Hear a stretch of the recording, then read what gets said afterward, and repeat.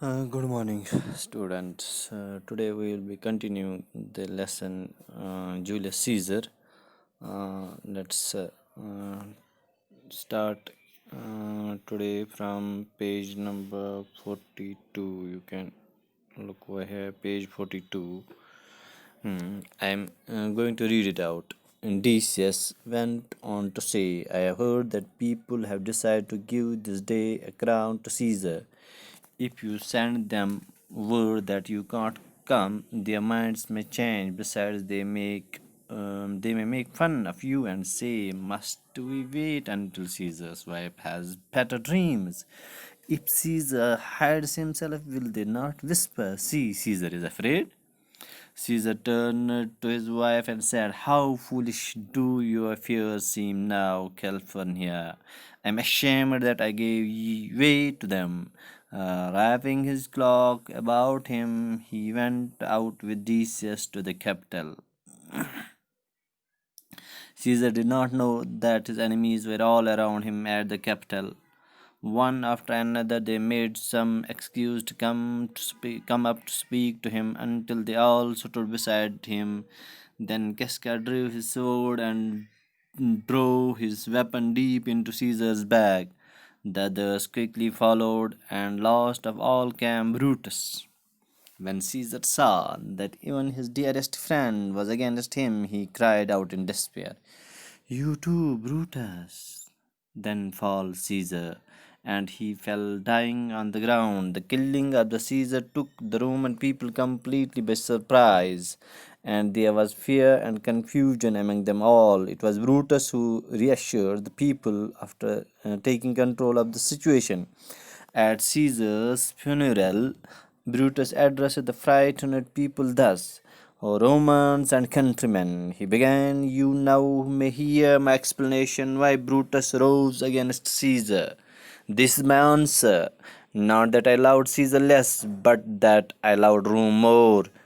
Would you rather have Caesar living and die as slaves, or Caesar dead and live as free men? As he allowed me, I weep by him. As he was fortunate, I rejoice as at it.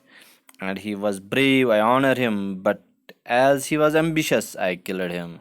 There are fears for his love, joy for his fortune, honor for his bravery, and death for his ambition. Okay, let's stop over here. Try to understand these very lines.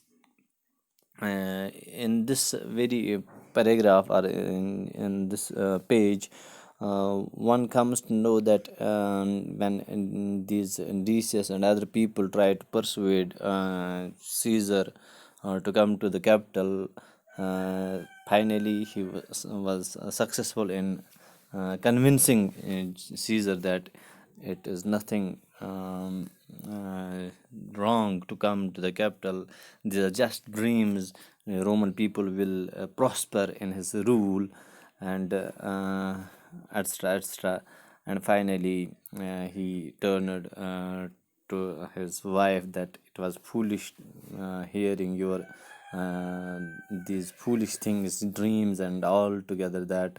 And finally, he wrapped his cloak. He wrapped his cloak and went to the capital with Decius, where everybody was ready as they had planned with Brutus how they are going to kill Julius Caesar. And it was first of all Casca who drew his sword deep into the Caesar's back. Then finally others joined, and lastly came the Brutus. When Caesar saw his dearest friend against him, he cried out in despair, in great pain, because he didn't thought that Brutus will go against him. And these are the turning moments, and he fell to the ground. The killing of Caesar took Roman people completely to the surprise, as expected, because nobody thought that he will be killed in such a way by his dearest friend.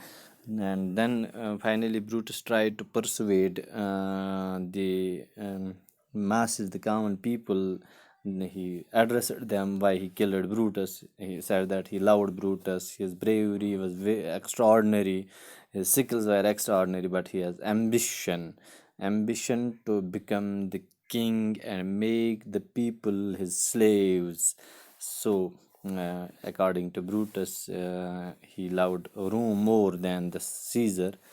He loved Caesar too, but he loved his Rome more. As Caesar was very ambitious, so he killed him. Because he thought that his ambition may ruin the Rome in a long way. Thank you. This are all for today. Thank you.